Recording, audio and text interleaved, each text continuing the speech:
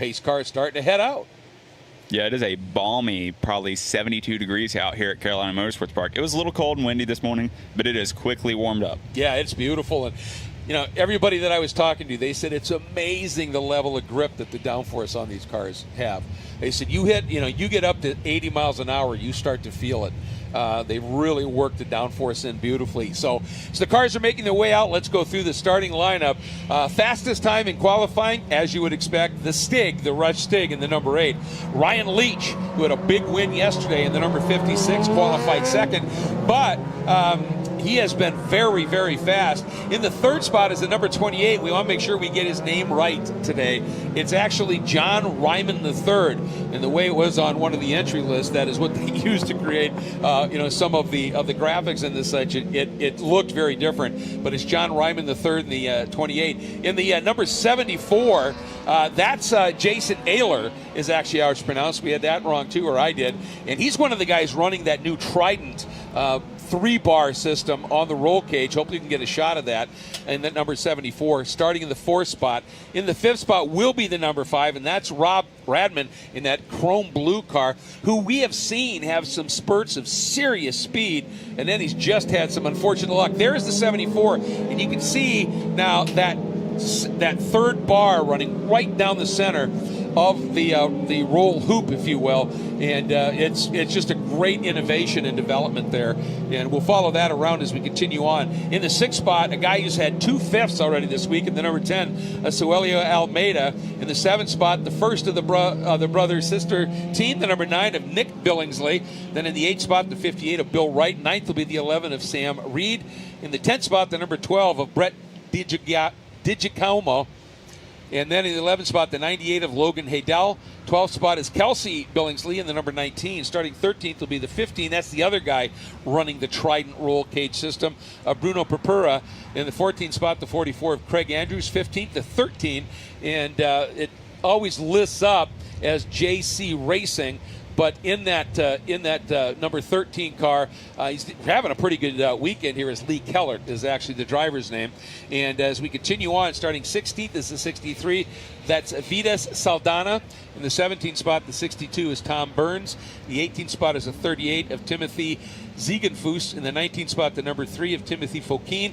20th to 26th of Robbie Sanders. And completing the field, and 21st is the 65 of John Howe. So that is your starting lineup. And I can't wait for this race. I mean, they, in that afternoon race yesterday, in that immense wind, a little bit of drizzle, massive wind, sandstorms, they still put on a good show. Yeah, phenomenal race yesterday afternoon. So in these conditions, I am really looking forward to seeing how this one plays out. And I'll tell you what, they have been out with a qualifying session earlier, but since that happened, it's gotten a lot hotter. People don't sometimes realize how important these pace laps are to really get a look at the track you're going to be racing on if you haven't been out there for a few hours. Yeah, and also properly getting tires and brakes up to temp. With the higher track temperatures, though, thankfully, getting tires up to temp is no issue. With the 13-inch wheel that these Rush run, it's a little harder to get tire temperature in with how small they are as far as lightweight and all. So the track heat might actually help them get tires up to temp. That's a really good point. And you had a really good look there at the Trident on the 74 of Ayler's, Jason Ayler's car. So, just a great innovation. Safety is everything. Big field here on this track, 2.3 miles essentially in length, 14 turns, and we are ready to go. Rush SR coming up for their first of 2 races here on Saturday. We'll be covering them both here. And they start into the acceleration zone, starting to build a little bit of speed. Watch at the tower there for us to go racing. Looking him over, and we're green. Here we go. And a nice start. Well, I'll tell you, Ryan Leach timed that really well. Thought he might be able to get around the Stig. But going into turn 1, it's so tight there that I think he made a pretty good decision there, and just decided to tuck into second and then get after it here. Yeah, Radman already up into P4. Nice move on the first 3 corners. Yeah, that was an absolutely great start for him. And I love it because we can really pick his car out. You know where he is. There he is. That beautiful car. And he is all over the back of John Ryman III and hounding him already. And, like we talked about, we've seen these moments of real pace from Radman. And then, he's had a little issue. And, boy, he's going for it already. down to the inside, and that's overlap, and they run under GRIDLIFE rules in terms of contact and overlap, and you can see right there, but a beautiful move at that point by Ehler as he just used that better line around the outside, carried more speed, but here comes Radman again. I actually think that might have been Ryman. I think you're right. Fantastic job by Ryman to carry the speed around the outside of 8. Good job using the exit curbs as well to hold it. Yep, and now, does he come back, Ryman, in that 28? He's got the overlap, and look at Radman just planted around the outside, accelerates out, but here comes, this is absolutely fascinating. And I thought Ryman there was going to try the over-under, but I think he entered with just a bit too much pace. Yeah, I was really hoping for the crossover there, but he couldn't get it done. Yeah, you can just see he tried to turn in, and the front end gave up a little bit. So they get back to fighting, but coming up behind is Ehler, still not losing a lot of touch there. So, and same deal, whenever you're running side by side through a section of track, you're never running quite as quick as you could be on the best line. And so our Stig has just set up the fastest time here, but Leach keeping it very close in that second spot right now. Yeah, and coming out of 14, I saw Radman get a little loose over the curve, so I'm just wondering if the track temperature's playing into that. And these cars, the other thing, it's an inline 4, right, 1-liter engine. It revs to well over 10,000 RPM. So these things just sound great as well, and they fly. Yeah, and especially with the sequential boxes just clicking off shifts. Yeah, we haven't talked much about that. I'm trying to see if I can. That's the 13 of Lee Kellert. Yep, that's Lee Kellert has had an issue. That's a shame, and that's... Oh, he stopped right in the middle of turn 1. Yeah, that's not a good spot. And as this field, once they get close, if he can't get cleared, they're going to have to go caution where he is parked right now. And he is just an absolute target. And the yellow comes out. We just saw that move in the back, and he couldn't get it done. So then that means you've got to settle it in here. And I think that was the number 10, Suelio Almeida, trying to sneak around on Ehler. And that caution just came out. If he got that done a little bit sooner, it would have stuck. But not in this case, and he's got to just tuck right back in again. So, full course caution here, and obviously we talked about it before, the Stig and Leach, they built up that little bit of a margin and had some opportunity. Suelio Almeida here is a pretty cool story. He started off in sim racing and got to the point where he's good enough to be able to, that's a different car. That's the 55 it looked like. Oh my goodness. So is there 55? No. 15 possibly, a Bruno Purpura. I'm not sure, but yeah, that's interesting. Off in turn 14 there. Right at the exit. But Suelio started off in sim racing and got to the point where he was 65 of John Howe. Yeah, that's a shame. Where he got to the point of being good enough in it, had won enough that he could coach, and won a Porsche Esports Championship. That got him an opportunity for an actual real-world drive where he acquitted himself pretty well. And last year he ran in a series called Formula Inter, and but the other side of the coin is he is a huge following on social media, and does videos, and he sort of documents. Last year he ran a Formula 4 car. This year he's running this, and he really documents them. He's a pretty solid racer as well, and any series that he runs, because of his amazing social media presence and influencer role almost, are so lucky to have him in their paddock. Yeah, it'll be interesting to see how Rush develops as a stepping stone for the higher levels. I could see this definitely becoming a stepping stone for running LMP3, LMP2, that kind of prototypes, as well as GT cars. I think so, and the fact that you can get into these for so much cheaper, and there are some other smaller prototype series out there, but a lot of them, like if you damage the cards, the repair costs are massive, and to get parts shipped, they have to come from Europe or wherever. Here, this is all U.S. based, and Scottish owners, but Texas based, as we heard from Blair, and so that helps things immensely. And one of the things was, they said we are determined to make these cars have great performance and have what's the word I'm looking for? Current tech, right? So somebody that wants to maybe move out, they're not going from a gated box or whatever. Nowadays paddle shift is everything, right? That's what these cars have. It's a full sequential box in these things. Yeah, and they have a nice digital dash as well with fully integrated everything. I mean, it's top of the line. Yeah, and it sure fascinated series. Oh, yeah, she loved it. You could tell she was having some serious fun in there. And so we got, what, did we count 3 cars or just 2? I believe just 2. Well, that might be a third there. Yeah. I can't tell whether that's on the exit of the carousel or maybe turn 12, 13, but I think that's in the carousel. I think it is, too. So not sure what happened, but, if we had contact between a few cars, and then he suddenly, it damages it. So we're going to have to see what happens here. Trying to pick up a number. It looks like a 2 is the first number, maybe the 28 of Ryman? Or the 26 of Sanders, possibly. Yeah, I'm not sure. Yep. Here's a look at the number 19 of Kelsey Billingsley. That is the sister of the brother-sister combo out of Minnesota. Love the wrap on the front end. Definitely makes it stand out. It does. It's really, really sharp. There's the number 98. And that is Logan Haydell. And that's where they're running in order right now at this point. She's in the 11th spot, Haydell in 12th. Perpua is still lapping and shown in the 13th spot, so that wasn't him who was off at the exit of 14. So I have to figure it out here. And at least we see a full course caution. We're not continuing, but we're not seeing any indication that this race might be halted soon. So we'll have to see what happens. And the pace car is really slowing down, which is oftentimes a signal that they think they can get these things cleared, so they slow the pace car down to try and get one more lap of racing in. But this is frustrating. You go out there, you're just getting your head into the race, you're focusing, and then you have a caution like this, and you're just trundling around, tires cool off, all kinds of things happen, and you've been in that scenario, obviously, where you've got to just make that adjustment again when you go racing. Yeah, I mean, it's essentially just an entire reset of the race. You might be up or down a few spots, but you have to reset. Like we were mentioning earlier, the best thing a racer can have is a short-term memory. So you just got to reset and just go right back after it.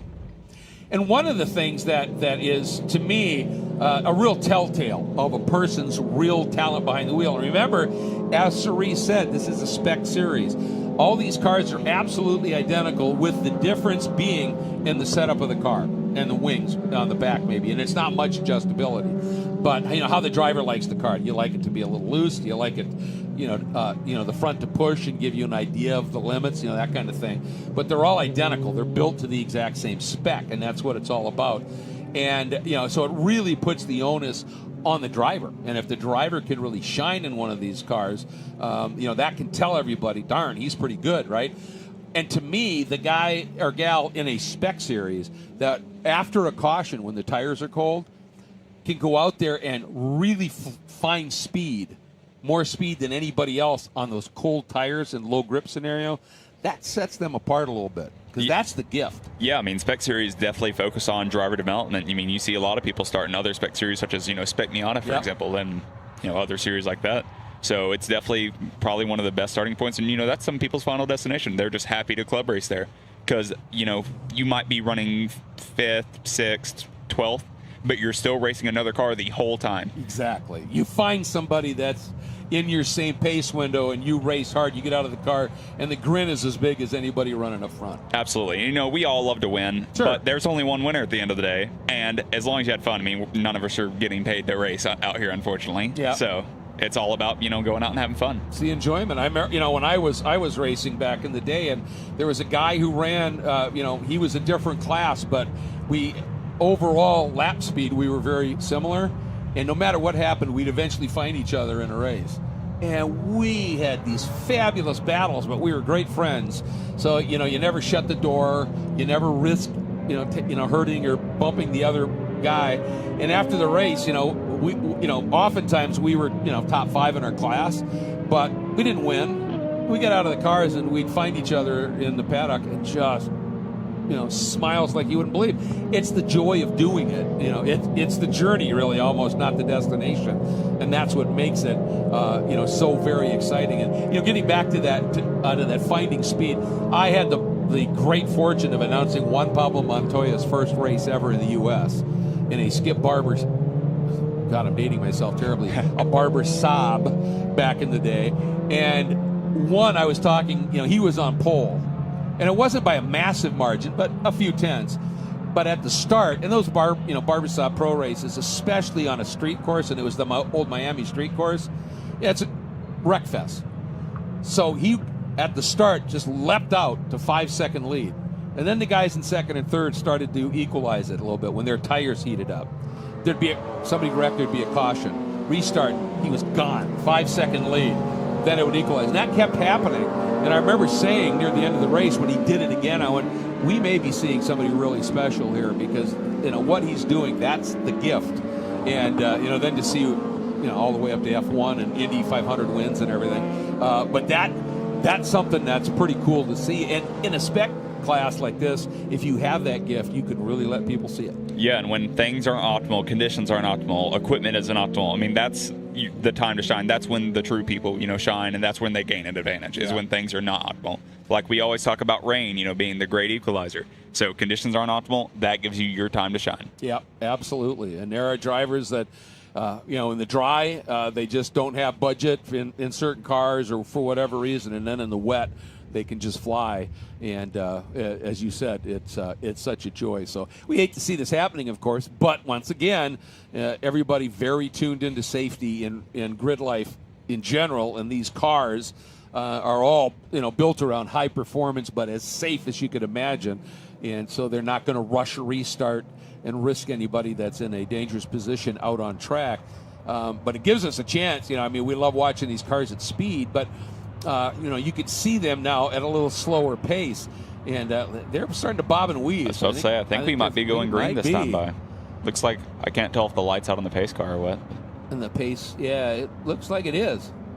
So this might be it. We may be going back to green, and how great would that be? And one of the nice things here, we saw it yesterday, didn't we, where they had an early caution.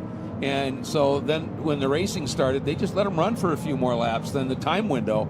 And, it's okay by me. I want to see these things racing because they are cool. Yeah, and we saw Leach on the race start. He held it right with the stick, so we'll see if he's able to do it now. I got to tell you, if I was going to go back into racing, I think I'd do it here. I'd do it in this category of car because great performance, downforce, all those cool attributes, the tech, with the no-lift shift and all that, and feeling, and it's a car that whole little side pod that falls down off that's crash structure. That's deformable crash structure. So, you really feel like you're in a cocoon in these cars. So, all right, yeah, pace car has accelerated away. We get some racing, Chris. This is great. Here we go out of that last turn 14, making their way up, and look at Leach. Staying as close as he can, trying to anticipate when does the Stig drop the hammer, and Radman and reading them both here as they come up. Wait for it, and we're green. Here we go, and look at Leach. Thought about the move. Radman might be able to do something up and around. 3 abreast in and up and bounding over the curbs, and almost a touch behind there in that battle for fourth. Fantastic move by Leach to get P1 in the braking zone there of turn 1 on the Stig. Yeah, man, he looked down to the inside and then he was way deep on the brakes, and it paid off. Beautiful move. And Radman, let's see what he can do now. Eller's giving Ryman some pressure there. Yeah, Ehler's just been really. Oh! Radman must have an issue. Oh, no. And that's kind of been his MO, hasn't it? He's been so fast, and then suddenly something goes wrong, and now he's just dropping back. It looked like he's able to keep going, but he definitely dropped speed coming out of the carousel there. Yeah, it's difficult to miss a shift in a paddle shift car. Yeah, it's hard to say what happened. Yeah. So, but once again, now that gives us that little margin between the Stig and Ryan Leach. And this time it's the Stig trying to find a way by. And then behind them, Ryman, Ehler, and again, Suelio Almeida, it looks like he's going to have a shot at another top 5. I don't know that he's going to be satisfied with that. He is attacking on Ehler right now.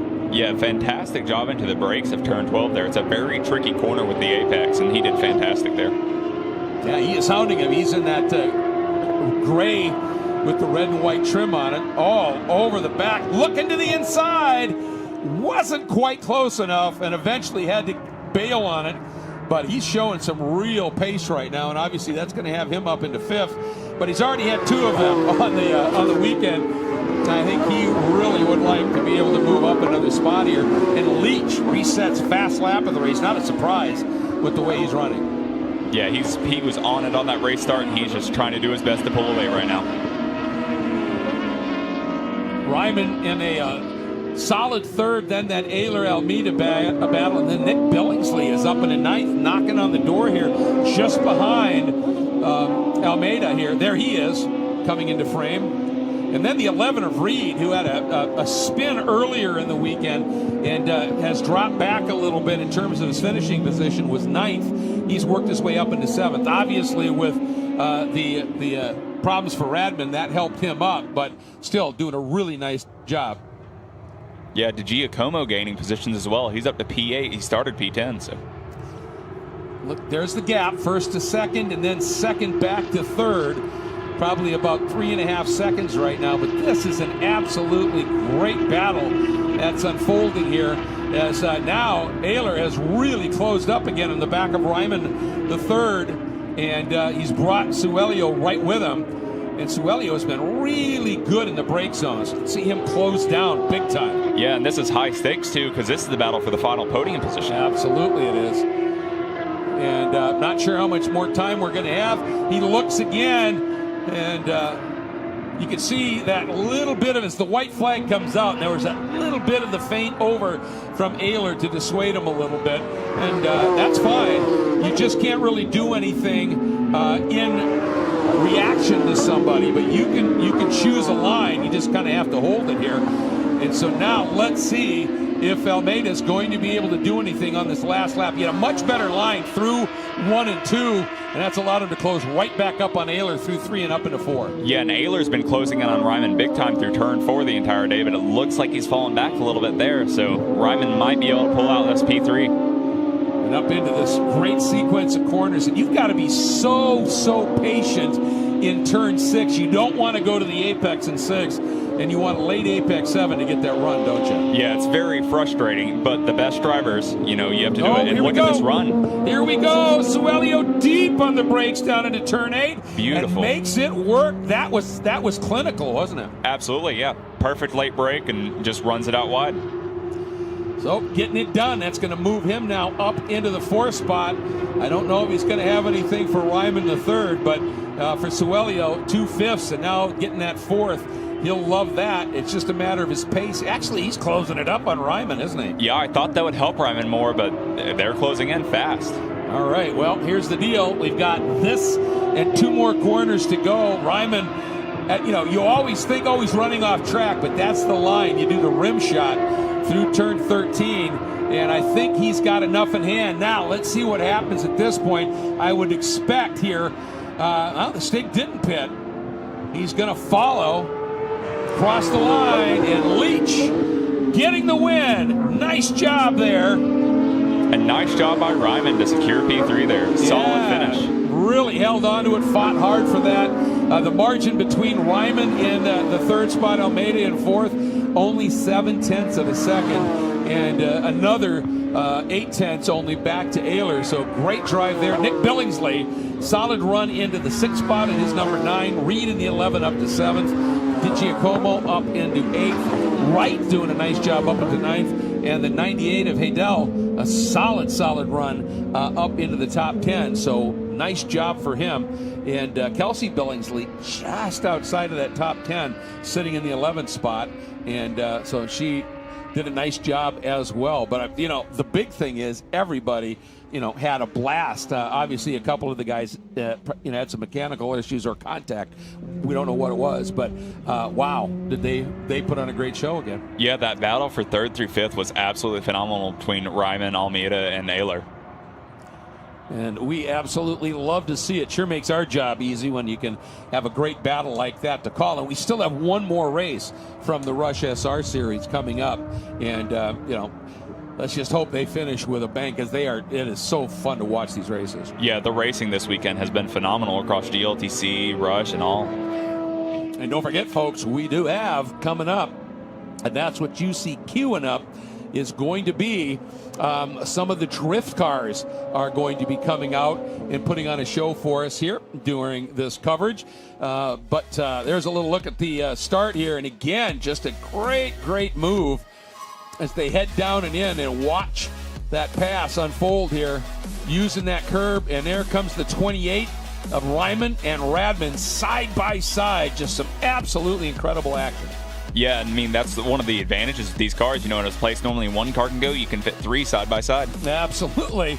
And it's really shown in the quality of the competition. We did have a couple of cars have some problems, and that brought out the caution, but they did extend the time window and let them go back racing. And look at that relaunch, and that start was superb by Ryan Leach. Yeah, that was the move that sealed the deal right there. Leach got it done and did not look back. Yep, then you saw the blue car Radman have its little bit of an issue, and then this absolutely fabulous battle for the final step on the podium. There's Almeida's pass. Beautiful going into turn 8 and picking up that 4th spot. Just didn't have quite enough time to get after Ryman the fourth third, and so the podium goes to John Ryman, but an absolutely superb run here. So